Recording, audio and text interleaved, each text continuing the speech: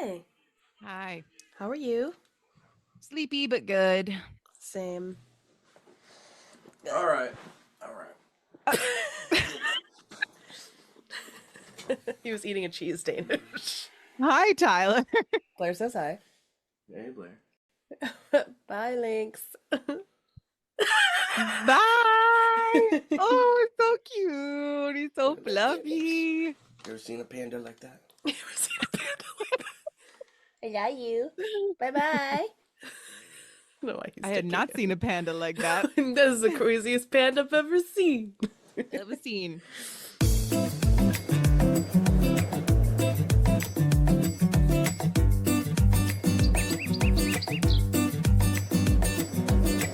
Hello, everyone, and welcome to the show. I'm Blair. What are you doing? And I'm Kirsten, and we are Mediocre content. I was gonna be like the with my arms. Yeah, you're slowly raising your arms. I'm like, what's happening? Is she levitating her cat over there? What's going on? Just levitating myself. I'm ascending into the realm of mediocrity. I'm actually very good at it. Yes. I love that for you. And basically in my head I was playing the Dune song. Ah! You know the one. I think about that often. If you don't know what reference that is, it's not actually to Dune 2, it's actually to a stream we had, so please feel free to go Yeah, check watch it me out. cry laugh on the internet. I'm pretty sure we named it Giddy Up, so Yeah. it's on YouTube or the VOD if it's still up on Twitch. Anyway, that's what's going on in my head. That's what's going on around the country. Here's what's happening in your neck of the woods. Yes, now we're newscasters. This is the profession we are now claiming. Specifically Al Roker from the Today Show. Yes, well, he's an icon. How could you He's not? an icon. He's That's an right. icon. Yeah. Anyway, I am ascending, but not into the realm of Dune 2. We'll be ascending to space today, but that's a different story for later in the pod. So Yes. So, as always, we have no idea what we're talking about. We're just two doing. idiots on the internet. Here we are. True. So with that being said, take what you hear today with a grain of salt. We love you guys and we want you to tell us if we're being stupid or wrong, which is frequently. So Actually, don't tell the stupid part. You would be here all day. that's true. We don't want you to waste your time. Facts. But we are going to talk about some fun things that you may not know about already. And we encourage you to research along with us, comment along, see, tell us how you feel about it. And yeah. It's gonna be a good pod. We're I setting think good so. vibes. Yeah, absolutely. And you are setting good vibes with the good news today, which is also super amazing. What a fabulous transition you just did. Thank you That was so amazing. much. Oh my God. All right. So a redheaded Brit named Ross Cook claims he is the first person ever to run across the entire length of Africa after crossing the finish line in Tunisia. Dude. I know. That's insane. The feat was immense, filled with danger. And when the self-styled hardest geezer, quote, arrived at the shores of the Mediterranean, he had run just over 385 marathons in 352 days in a total of over 10,000 miles. That is less than a year. That is running back and forth across the United States quite a few times, like more than Forrest Gump did in the movie. That's insane. I know. Wow. Also, I'm curious, like, what he ate and stuff. That's cool. Also, no offense to runners out there, feel free to let us know. Usually after a certain amount of time, you also have to crap really bad. I mean, yeah, I guess he wasn't doing it for time, so he could just take his time. I guess so. More importantly, as Cook sees it, his inspirational accomplishment has raised over 650,000, close to $1 million, or 650,000 euros, excuse me, close to $1 million for a selection of charities. His route crossed 16 countries, deserts, rainforests, and mountains, and saw him get entangled in visa issues, muggings, sandstorms, injuries, sickness, and snowstorms. I'm sorry, who is mugging this man? That's so rude. I mean, he's a redhead in Africa. Yeah, stop that. I don't know. It started in. He probably sticks out a little though. I You would say. think? Yeah, maybe he got mugged by like an elephant or something. So Um, rude. I know. It started in South Africa's remote southern town of La Agujas, I think. Sure. Um, and landed him on a Tunisian beach with strawberry daiquiri in his hand. So at That's least a it ended great well. way. Yeah. Yeah. Mm-hmm. BBC reports that his route started in South Africa and was followed by Namibia, sorry, Angola, Democratic Republic of the Congo, Cameroon, Nigeria, Benin, Togo, Ghana, Ivory Coast, Guinea, Senegal, So, Mauritania, yeah. Algeria, and Tunisia. That's a list. His first Jeez. 60 marathons went off without a hitch when he started in April 2023, but it was in Angola that he and his team were robbed at gunpoint with money, No. passports, and phones all stolen. Oh no. The next major setback occurred in Cameroon, where he was constantly battling food poisoning. I know this doesn't Oh. sound like good news, you guys, but hang in there.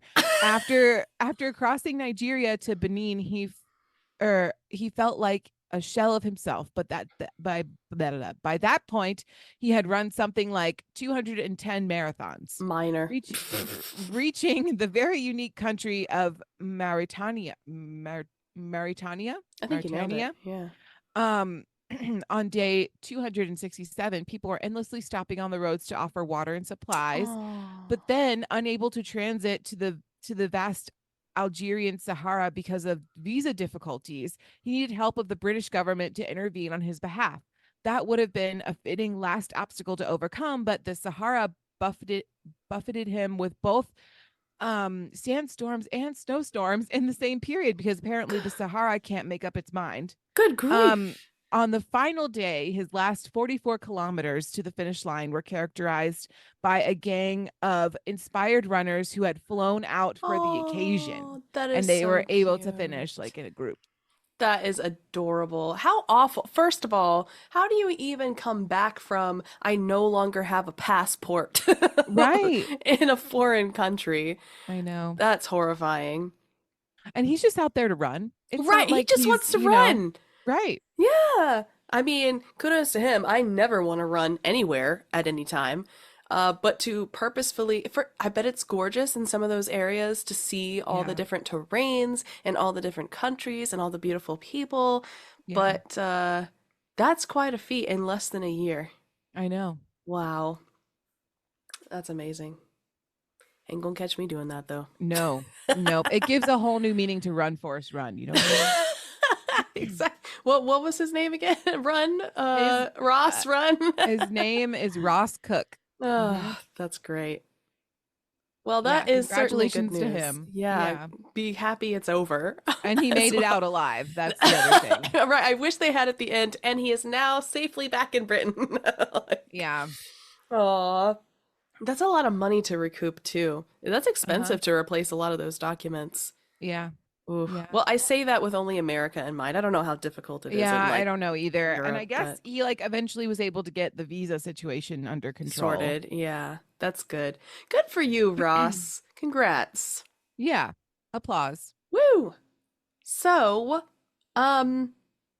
with that, I realized, okay, how do I, all right. So, in addition to those beautiful accomplishments by Ross, we actually accomplished something that I find to be very exciting and wonderful when we did our solar series and got through all of the planets, including the sun, and talked about all the magnificent things that make up our cute little solar system. That's great. What I failed to do was talk about how to frickin' get there, which is great. Mhm. You would think that would kind of be included. Mhm. And so I am here to remedy that today. And so today is a continuing episode of our solar series. And instead of focusing on planets or wormholes or galaxies and stars and stuff, we're going to be talking about the history of the space shuttle, what it's made of, and the difference between what you think is a space shuttle and what a space shuttle actually is. And that's gonna round it out until I think of something else spacey to talk about, which there's an infinite number of things. So, I love that for us. yeah, buckle up. um, so there are a couple of different parts that we're going to be talking about. We'll start with the basics. You probably have seen rockets go to space. You've probably seen a space shuttle go to space. You've probably seen probes or satellites or different mechanisms shot into the stratosphere, and all that's wonderful. But this one in particular, the shuttle itself, is made up of the orbiter, the main engine, the external tank, and what is called the solid rocket booster.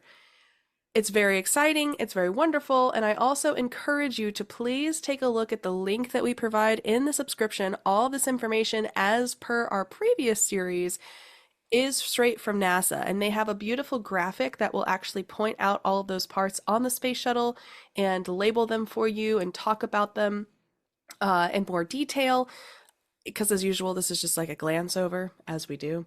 Mm-hmm. And so, let's begin with NASA's shuttle fleet information.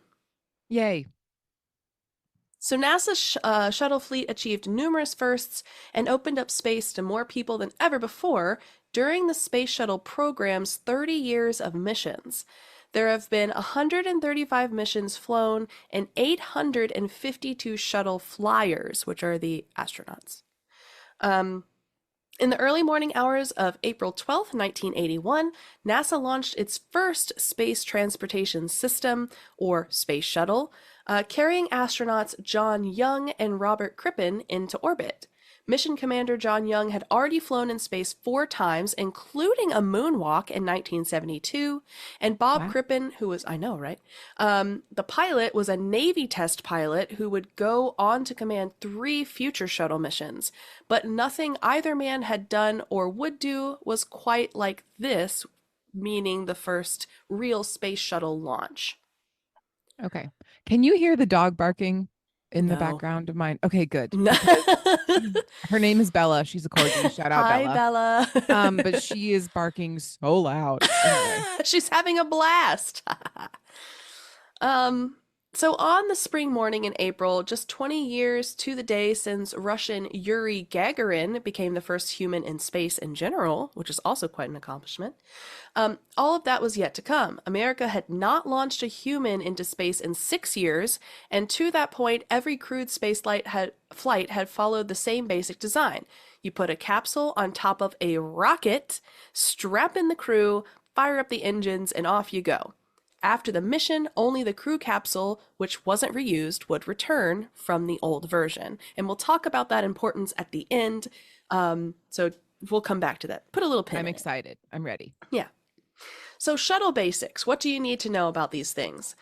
The reason this was so miraculous is because, as I mentioned, the rocket version was not reusable. Once that thing was in space and the crew got out there and then returned, it's scrapped. There's nothing else that they can use from it. The difference between that version and the space shuttle is that the space shuttle was the world's first reusable spacecraft and the first spacecraft in history that can carry large satellites both to and from orbit. That's massive. Mm-hmm. The shuttle launches like a rocket would, like you've seen on television, and maneuvers in Earth's orbit like a spacecraft and lands like an airplane, super helpful. And each of the 3 space shuttle orbiters now in operation, which include the Discovery, Atlantis, and Endeavour, all of which we'll talk about later, are Nice. designed to fly at minimum, 100 missions.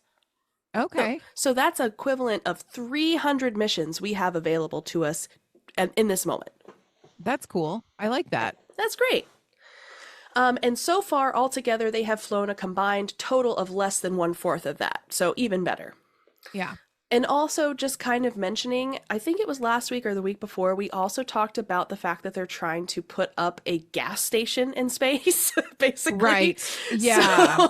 So that would even further the longevity, because then they could just stay out there. And again, that wear and tear of entering and exiting the atmosphere is causing less pressure on the shuttle. I'm just gonna put in for the obligatory, all we want is free healthcare in this country. That's We don't all we need a want. We space don't shuttle need gas a space station. gas station. I'm just What putting it about my out hover there car? for those. I mean, space exploration is very important. It Sure. has its place, but all we want is healthcare. That's all I'm saying. And maybe a bullet train. That's Oh, all. that would be kind of cool. Yeah. Yeah. I'd be down for a bullet train. Anyways, continue. Fair enough. So, Columbia was the first space shuttle orbiter to be delivered to NASA's Kennedy Space Center, and that was in March of 1979. Columbia and the STS-107 crew, which is just what they just named the crew that, were lost, unfortunately, in February 2003 during a re-entry. The Orbiter Challenger was delivered to KSC in July 1982 and was destroyed in an explosion during ascent in January 1986, which I think we're all familiar with for the most part. Yeah. If you're not, look it up. It's sad, but it's good knowledge to have because despite all of that, we also learned a lot between those. And, as sad as it is, it's important information so we can build the new ones to be if better. you're not old like us, you may not know Just what look it up. Just take a look. And Discovery was delivered in November 1983. Atlantis was delivered 1987, and Endeavour was built as a replacement following the Challenger accident and was delivered to Florida May 1991. An early space shuttle orbiter, the Enterprise, never flew in space but was used for approach and landing tests at the Dryden Flight Research Center and several launch pad studies in the late 1970s, which also is where we gathered a lot of our information about space travel, what improvements we needed, etc. Yep. And then the space shuttle consists of those major components. So again, we've got the orbiter, that's what the crew is in. We have the large external tank, which obviously holds the fuel for the main engines. There are 2 solid rocket boosters, which provide most of the lift for the shuttle during the first 2 minutes of flight. And then all of the components are, like I said, reused, minus the external fuel tank that burns up in the atmosphere after each launch. So that is the part that will continuously be replaced. Yep. So here is information on shuttle stats as a whole. So we're talking about like length, weight, etc.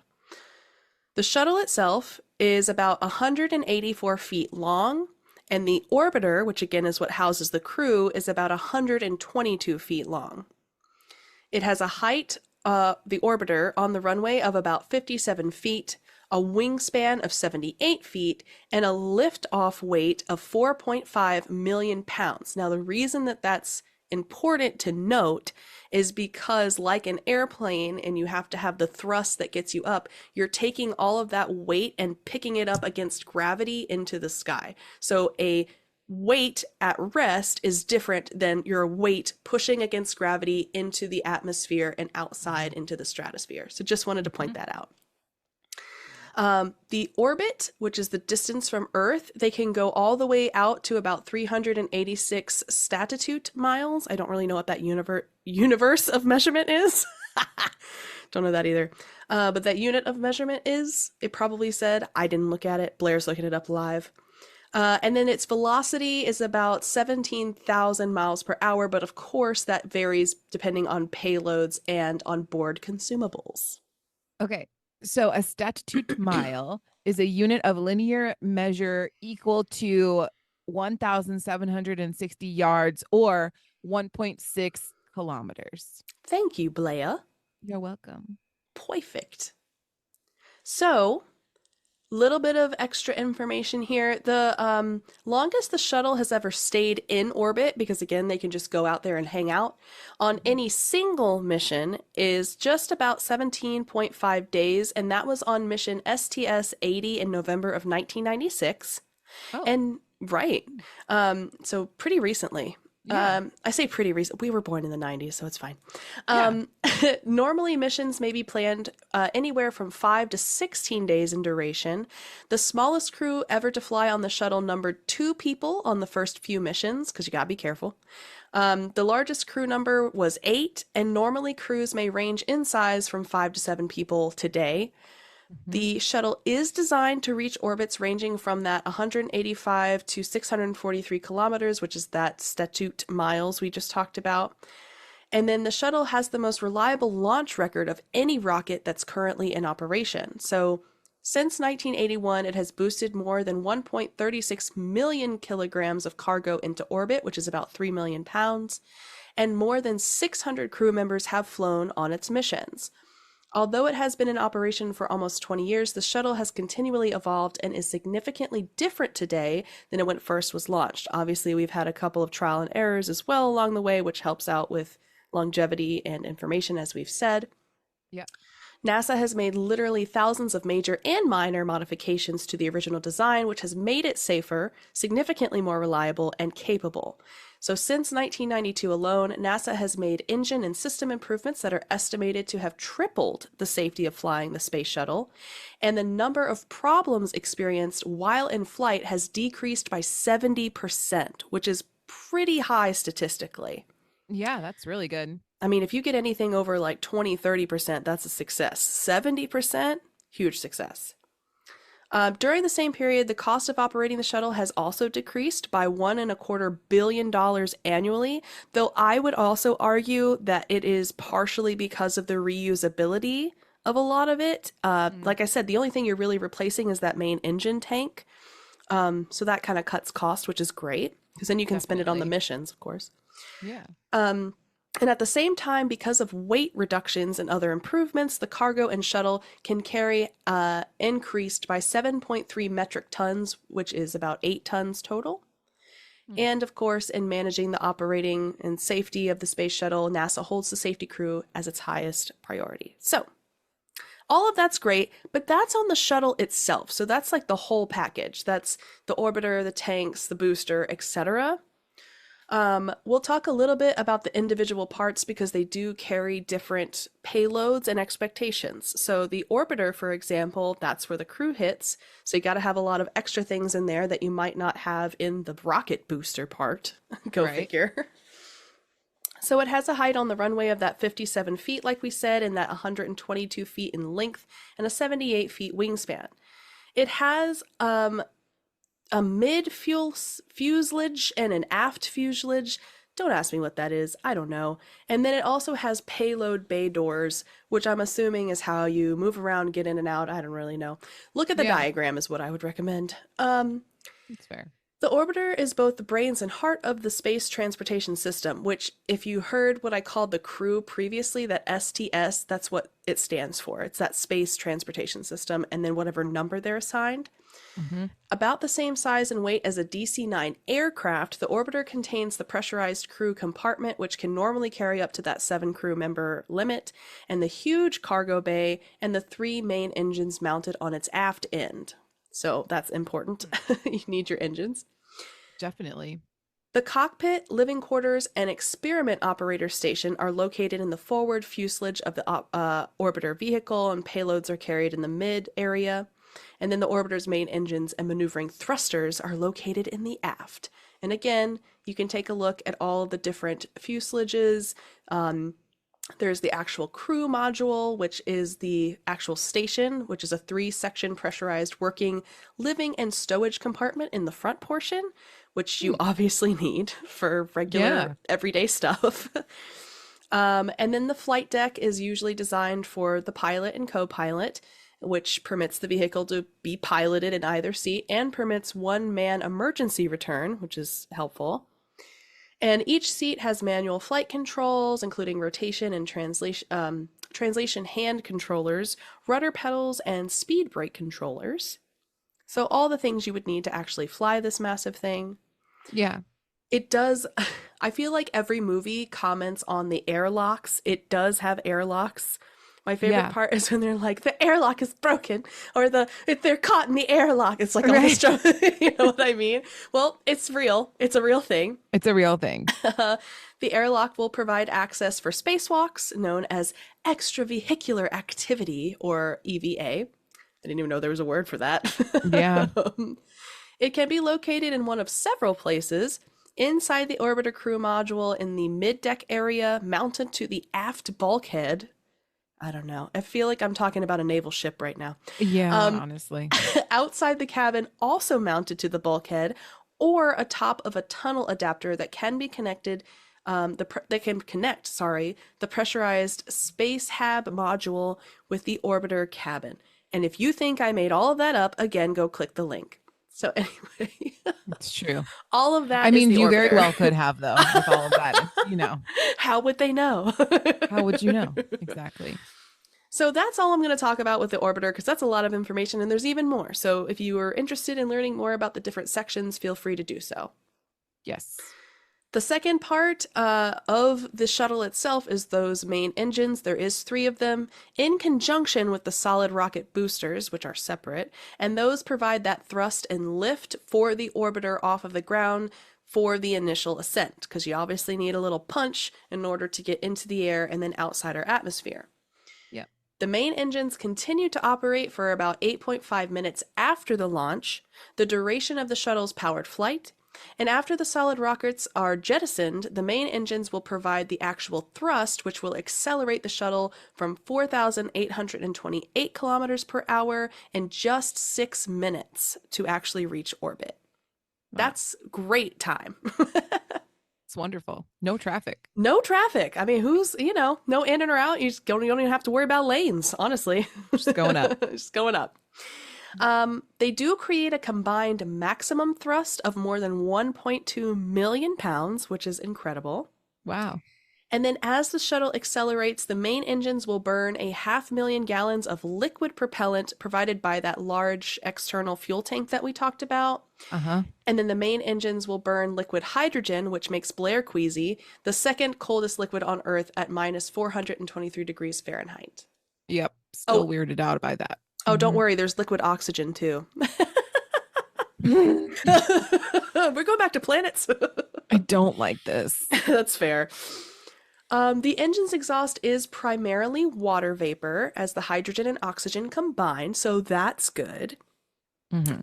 Environment and stuff.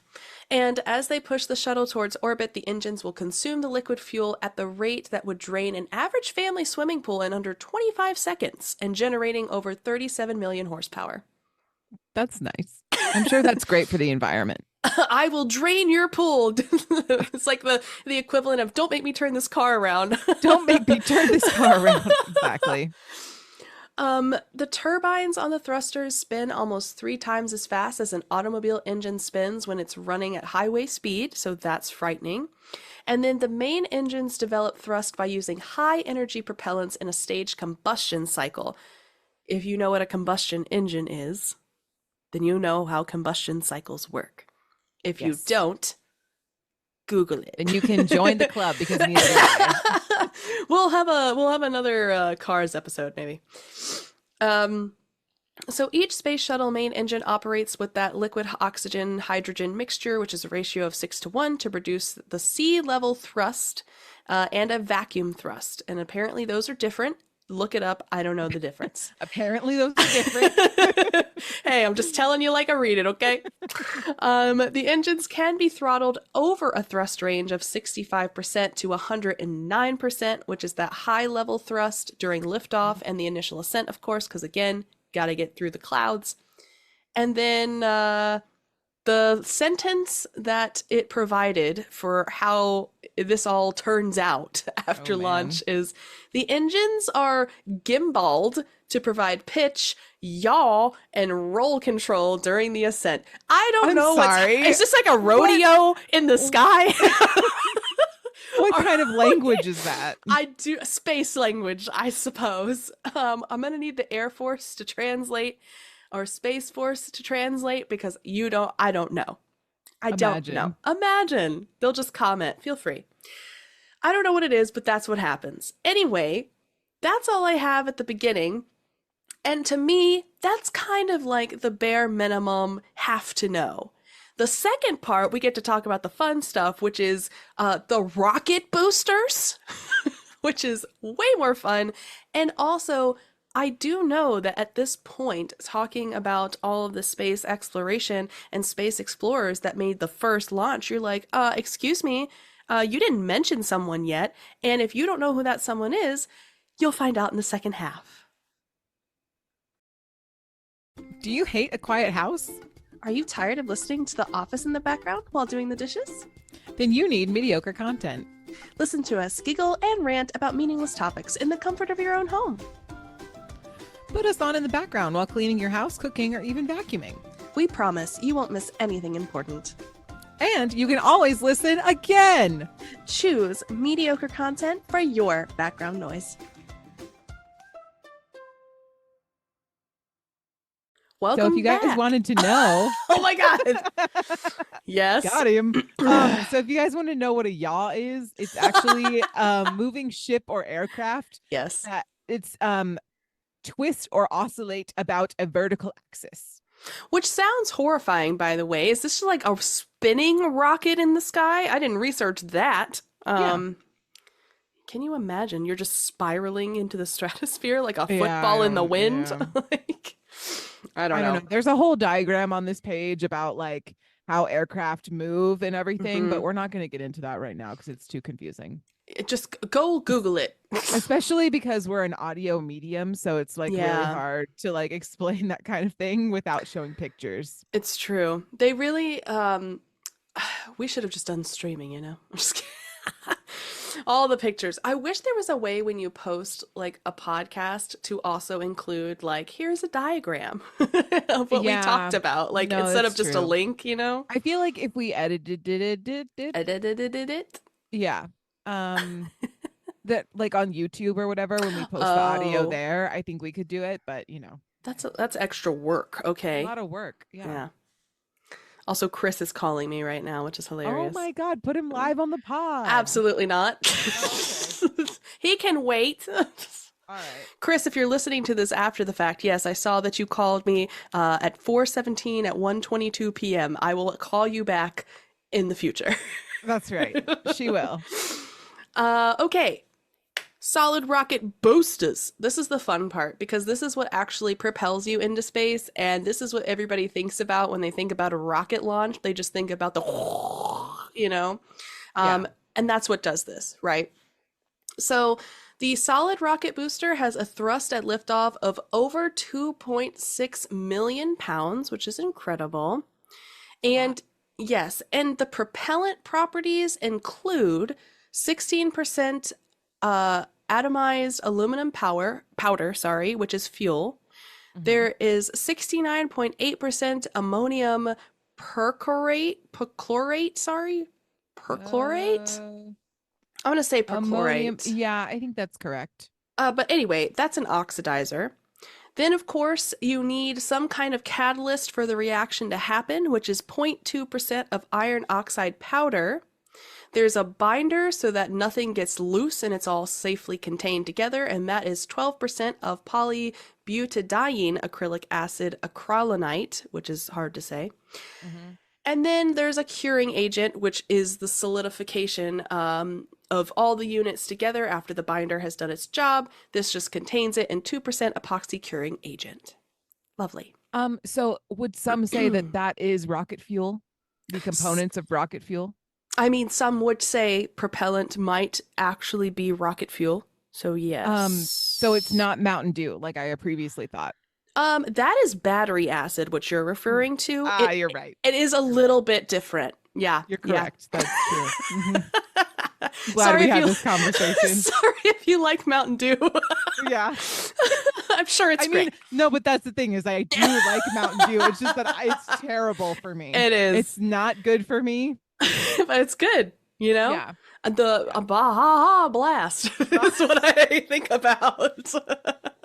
It's perfect for spacecraft. Any hoodle. So all of that propellant is quite heavy, or fuel, as Blair would say. And it weighs over 1.1 million pounds.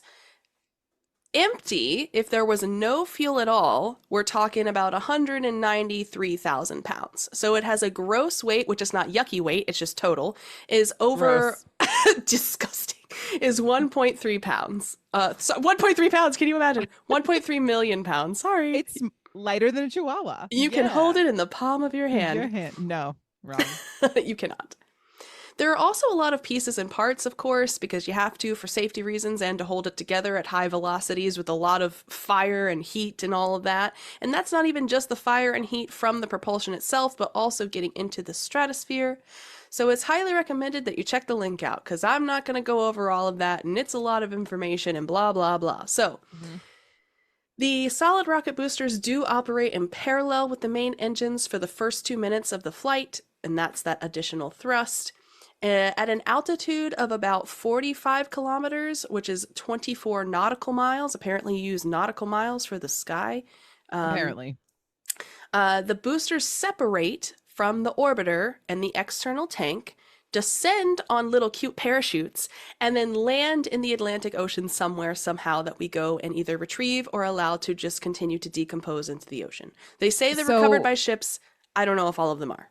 If you right. Let's be honest. Because litter. I'm just so if you have ever watched any kind of rocket launching footage in any of your history classes, yes, she just described the stuff that falls off. Correct. Exactly. So, yeah, because there's like the rocket and then there's like all the things around it that propel it. So yes. Yeah, just so everyone has a visual kind of in a way. That's exactly what it is.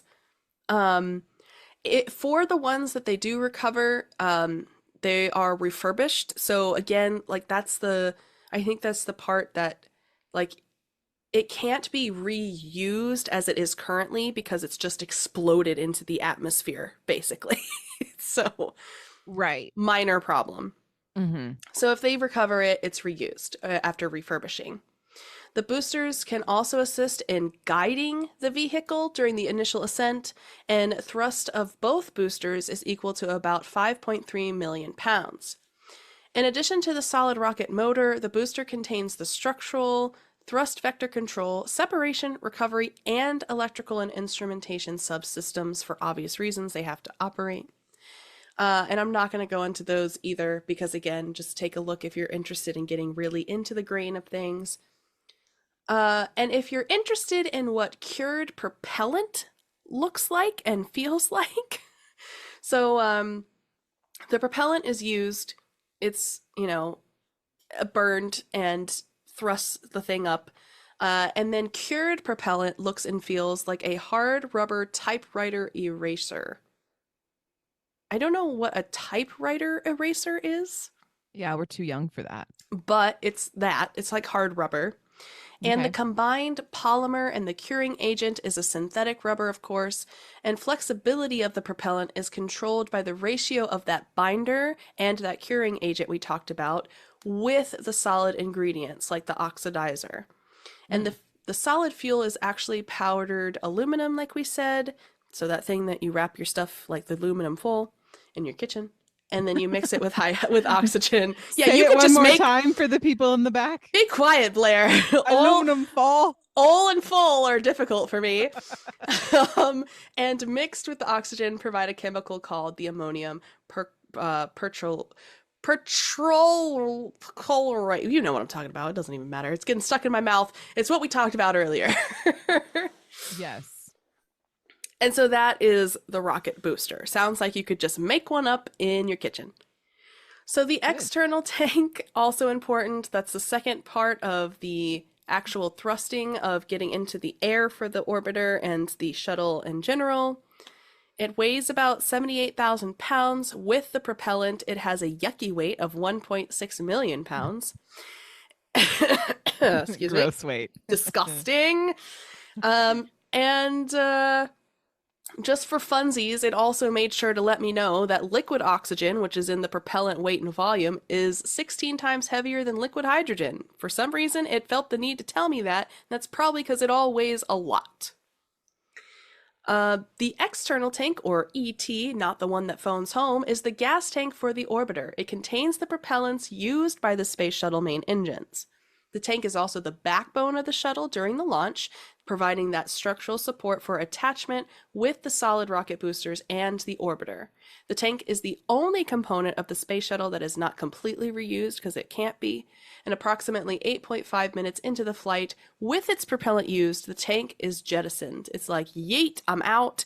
And that's the whole. Jettisoned That's it. is the old person way of saying yeeted. Yeeted. We don't need you. When the solid rocket boosters separate at an altitude of approximately 45 kilometers, the orbiter with the main engine still burning carries the external tank piggyback, which is a cute way to say it, to the near orbital velocity of approximately 113 kilometers or 70 miles above the Earth. And that's fantastic. It disintegrates, and that's also what falls in the ocean. So you're seeing a lot of bits just coming off of there. Everyone's fine. It's all planned. It's shedding its skin. Okay. I did see an article, and I don't know how true it was, but I did send it to you on Instagram Oh, did about you? a lady or some family in Florida had a piece of space debris fall through their house. Oh, beautiful. As one And should. as you are moving to Florida, I was like, how do we feel? Are we fangirling about this, or are we, because she loves space. I we do. know this about you. I do. So, but like also I would be Florida. horrified at first, and the second part of me was like, I'm keeping this. Yeah, right. This is now mine. It's no longer government property. It is Nope. on my property, so That's- it is mine. It fell from the sky. The sky is free game, and the backyard of my house is also mine. Yeah. All right. So all of that is the technical pieces. And that's lovely. But it really doesn't tell us much about the actual space exploration we've done with these colossal things, nor does it mention someone you probably still think I've forgotten, and I haven't. Don't worry. Hold your freaking boots on. We'll get there very shortly. Just so the listener knows, I am unclear about who this person is as well. Which so is we're on this disappointing. ride together. You know what? That means you're not a real fan, you know? I guess not. You'll know as but soon I as I definitely say it. never claimed to be a fan. So here we are. That's fair enough. Okay, so let's describe the crafts, what they've done, which ones are still with us, and which ones are sadly no longer with us. All right, the Orbiter Discovery, or OV-103, was NASA's third space shuttle orbiter to join the fleet. So these are kind of in like reverse order. Arriving for the first time at the Kennedy Space Center in Florida, again in November 1983. After checkout and processing, it was launched on August 30th, 1984 for the first mission 41D to deploy 3 communications satellites. Since that inaugural flight, Discovery has completed more than 30 successful missions, surpassing the number of flights made by any other orbiter in NASA's fleet, which is amazing. Just like all the other orbiters, it has undergone major modifications over the years. The most recent began in 2002 and was the first carried out at Kennedy Space Center. It provided 99 upgrades and 88 special tests, including new changes to make it safer in general for flight. The choice of the name Discovery carried on a tradition drawn from historic earthbound exploring ships of the past. One of these sailing forerunners was the vessel used in the early 1600s by Henry Hudson to explore Hudson Bay and search for a northwest passage from the Atlantic to the Pacific. To the Pacific. To the Pacific Ocean. The Pacific. Words are hard, man. Words are hard. You're doing a great job, though. Doing my best. Okay, so that's the Discovery. Orbiter Endeavour, which is OV-105, authorized by Congress in 1987, was a replacement for the Space Shuttle Orbiter Challenger and arrived at the Kennedy Space Center Shuttle Landing Facility May 7, 1991. And this was piggybacked on top of NASA's new Space Shuttle carrier aircraft, which is kind of cool. Mm-hmm. For the first time, an orbiter was named through a national competition which involved students in elementary and secondary schools. They were asked to select a name based upon an exploratory or research sea vessel, which is, again, just where the tradition comes from. Yep. And in May 1989, President George Bush announced the winning name. Endeavour was named after a ship chartered to traverse the South Pacific in 1768 and captained by 18th century British explorer James Cook, an experienced seaman, navigator, and amateur astronomer. Wow. He commanded a crew of 93 men, including 11 scientists and artists, and Cook's main objective at the time was tasked by the British Admiralty and the Royal Society to observe the transit of Venus at Tahiti, which is pretty cool, actually. Mm-hmm. This reading enabled astronomers to find the distance of the sun from the Earth, which then could be used as a unit of measurement in calculating the parameters of the universe. So that little trip gave us a lot of knowledge. Mm-hmm. It's a fitting name, honestly. We then have Orbiter Atlantis, or OV-104. This was the fourth space-rated space shuttle, and was named after the two masted boats that served as the primary research vessel for the Woods Hole Oceanographic Institute in Massachusetts from 1930 to 1966. The Wow. boat, I know, right? The boat had a 17-member crew and accommodated up to 5 scientists who worked in the 2 onboard laboratories examining water samples and marine life, which sounds like a lot of fun. The crew also used the first electronic sounding devices to map the ocean floor, also huge. Mm-hmm. And construction of the orbiter Atlantis began on March 3rd, 1980. Thanks to the lessons learned in the construction and testing of orbiters like Enterprise, Columbia, and Challenger, Atlantis was completed in about half the time and man-hours spent on the Columbia. This is largely attributed to the use of large thermal protection blankets on the orbiter's upper body rather than individual tiles that required more attention. Weighing in at 151,000 pounds when it rolled all out of the assembly plant in Pauldale, California, Atlantis was nearly 3.5 tons lighter than Columbia, which is Wow. also big. If you, just to kind of put it in perspective, I guess, if it's lighter, excuse me, as a vessel, number one, it means that you have more ability to add additional cargo, additional crew members, or other pieces that make it more comfortable to ride. Yeah. But it also requires less things like propellant because you're not as heavy. It doesn't take as much to get you up. True. So just kind of wanted to say, why that's important. The new orbiter arrived at NASA's Kennedy Space Center in Florida on that April 9, 1985 date, and over the next 7 months was prepared for her maiden voyage. In recent years, Atlantis has delivered several vital components to the International Space Station, including the U.S. Laboratory Module, Destiny, as well as the Joint Airlock Quest, the airlock, and multiple sections of the integrated truss structure that makes up the station's backbone, which are kind of vital. Yes. Just minor things. So I think this is kind of where things get sad. So just kind of strap in a little bit on this one. Okay, everyone get out your tissues. I know, Uh-oh. it's not great. So Orbiter Challenger, or OV-099, was first called STA-099 and was built to serve as a test vehicle for the Space Shuttle program. But despite its Earthbound beginnings, STA-099 was destined for space, and in the late 1970s, NASA strived for a lighter weight orbiter, but a test vehicle was needed to ensure that it could handle the stress of spaceflight, because that's the biggest question, right? Right.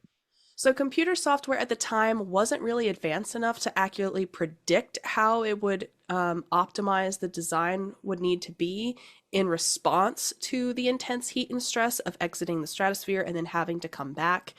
The best solution was to submit the vehicle to a year of intensive vibration and thermal testing.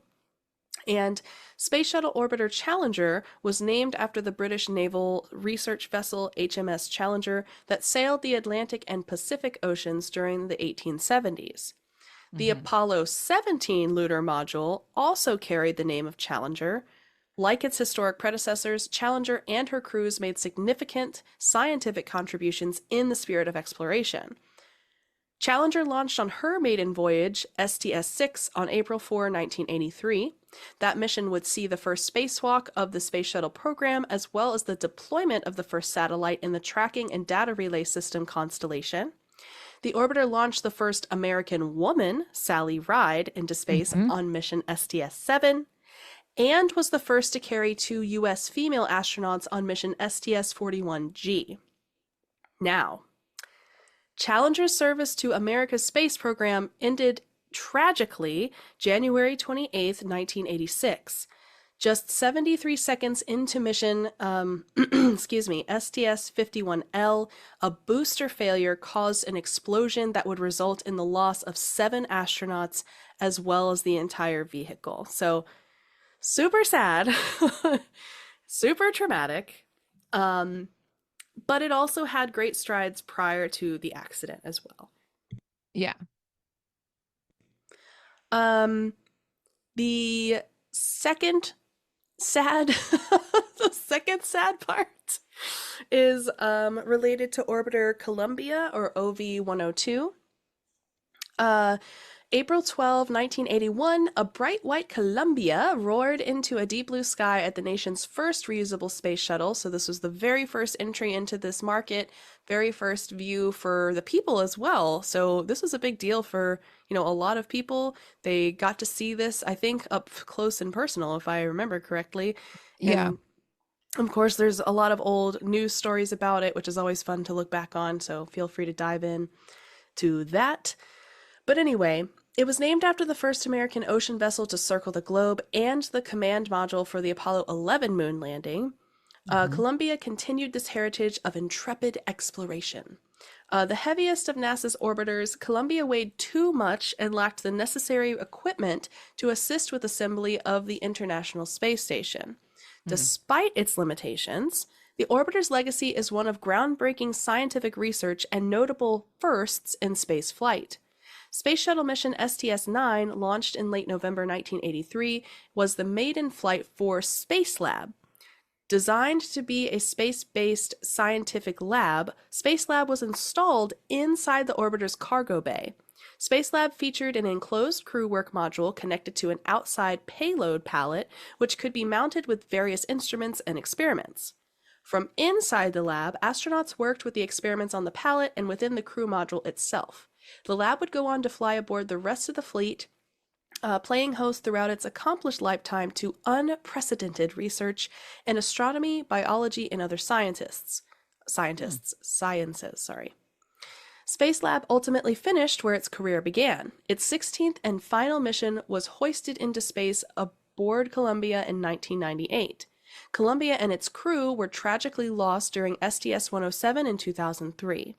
As the space shuttle lifted off from the Kennedy Space Center in Florida on January 16, a small portion of foam broke away from the orange external fuel tank and struck the orbiter's left wing. Not great. The resulting damage created a hole in the wing's leading engine, which caused the vehicle to break apart during re-entry to Earth's atmosphere on February 1. Ooh. So sad again. Yeah. But lots of scientific breakthroughs. Also, with Columbia being the heaviest, this was also the start of a lot of the innovations and adjustments they made to the modern ones. And like I said at the beginning, NASA's number one thing is being safe while doing all of this. And they really do try their best to do it. Like I said, they have diagrams and information and all that stuff about it. So highly recommend giving it a look. So now on for this mystery person that I don't even know if you know who I'm talking about. So we've talked about the first people with the shuttle moon landing and the first people with the space exploration and blah, blah, blah. And you're like, excuse me. There is one person who I know was the first person to walk on the frickin' moon. And you're going to sit here and tell me that this shuttle man was first? Calm down, first of all. Neil Armstrong is the person I'm referring to. And the reason that I don't bring him up, especially when we're talking about the first shuttle moonwalk, is because Neil Armstrong was not on a space shuttle. Talking about space shuttles is different because July 21, 1969, Neil Armstrong became the first person to step out onto the moon in general. He was joined, of course, by Aldrin 19 minutes later, And the two spent about 2 hours walking around the lunar module, taking the photos, collecting lunar rocks and stuff to be Yeah. tested, and blah, blah, blah. The video recording of his moonwalk was transmitted to Mission Control in Houston, of course, and watched by everyone that had a television. And Armstrong became a member of NASA when he was established on 1 October 1958, and he was selected for Project Gemini, which was NASA's second human spaceflight program, on 17 September 1962. It, of course, paved the way for Apollo 11 to go to the moon. However, traveling to the moon and returning required 3 unique technologically advanced pieces of spacecraft that were different than what we just talked about. Saturn V, which is what they were using to do these missions, was a rocket, which is not the same. That rocket is the first thing we talked about in the beginning, where you shoot it up, and the only thing that survives is the top capsule where the astronauts are. That gets thrown into space and returns. The rest of it is obliterated, and you never see it again because you can't reuse it. Right. So that's why it's a little bit different. The Saturn V rocket, the command module and the lunar module, of those, they have specific names: Columbia, ironically, and Eagle for the lunar module. All of these make up what you know as the Neil Armstrong rocket. So the command module Columbia, the Apollo 11 command module Columbia carried astronauts Neil Armstrong and Edwin Aldrin and Michael Collins on the first historic voyage to the moon.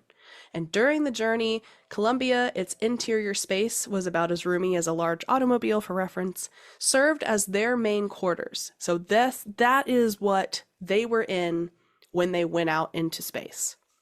Right. The lunar module Eagle, used for descent to the lunar surface and served as the base while the astronauts were on the moon physically. A separate ascent stage comprising the top portion of the lunar module lifts the astronauts from the moon's surface to rendezvous and dock with the command module that's orbiting the moon. Because lunar modules were designed to fly only in the vacuum of space, they do not have to be streamlined like aircraft, nor carry a heat shield for protection during re-entry. And then Saturn V, which was the manned Apollo missions launched aboard Saturn V as the launch vehicle. The V comes from the 5 F1 engines that powered the first stage of the rocket, so at the ascent. And almost 5 decades later, the Saturn V remains the United States' largest and most powerful launch vehicle that has ever been built. So what you really need to know, that Neil Armstrong, the only thing that's different and the only reason we didn't mention him with all of these firsts and these missions and the moons and the blah, blah, blah, is just because he didn't do it in the space shuttle. That's literally all. Right. It's just because he was in the rocket. It was a one-time situation. You launch it up, you do your thing, and then you come back. Yeah. And the reason that it's important is because the shuttle system, like we've talked about, really introduced this idea of recycling and being able to modify these vehicles so that they were safer, more environmentally friendly to the best of our abilities, and still significantly more roomy and spacious for the actual missions. Yeah. And well, and correct me if I'm wrong, but I'm pretty sure that like the rocket thing is like what Jeffrey Bezos is doing and like all the billionaires are doing. They're not doing space shuttles. They're just doing the rockets for like consumer trips. Like it's not like the space shuttle. I believe thing. that is correct. Yes. Yeah. For multiple reasons. A rocket, I say cheaper lightly, right? But we just talked about all the different parts a space shuttle needs and all the different components and propellant and how heavy this thing is. Compared to a rocket, a rocket is, quote, easier to build financially, structurally, with all the knowledge that you need of all the different components and how they fit together. You don't just have to worry about exit, you have to worry about full re-entry for almost 90% of the parts on a space shuttle. In a rocket, you have to make sure that it can get out there and only one part has to return. Right. So it's just, I just wanted to make sure I mentioned it because I know that he's obviously very famous for very good reasons. Don't get me wrong. However, I would also like to say that there are other advancements that have been made and other amazing astronauts out there that have done significantly wonderful things for the community that did it on something that was new and exciting and safer to a point. Yep. So I just wanted to make sure I mention him because I feel like if you don't, people will be upset. So I just wanted to say something about it. True. It's not enough to have an entire segment on space rockets, really. I mean, we could, but it's not going to have nearly as much information because it was, a smaller time frame, I believe. So anyway, that's all I have on space rockets and space shuttles and people in space, I guess. Cats in space or something. I don't know. Feel free to send us an email with any questions, comments, concerns, or episode topic suggestions at mediocrecontentpodcast@gmail.com. Follow us on Instagram, TikTok, or Twitch at Mediocre Content Podcast. We stream on Twitch every other Thursday at 3 p.m. PST, 6 p.m. EST, or 11 p.m. BST. And don't forget to rate us 5 stars anywhere you listen to podcasts. That includes Apple Podcasts, Spotify, I think it's like Pandora. Flickr. It's not Flickr. That's a photography thing. It's one of those. Whatever the other ones are. Amazon Music. Amazon. Yeah, there you go. Amazon Podcasts, whatever they have. Yeah, and we'll see you next week. Thanks so much for listening. This has been Mediocre Content. Thanks so much for listening. Cheers. Cheers.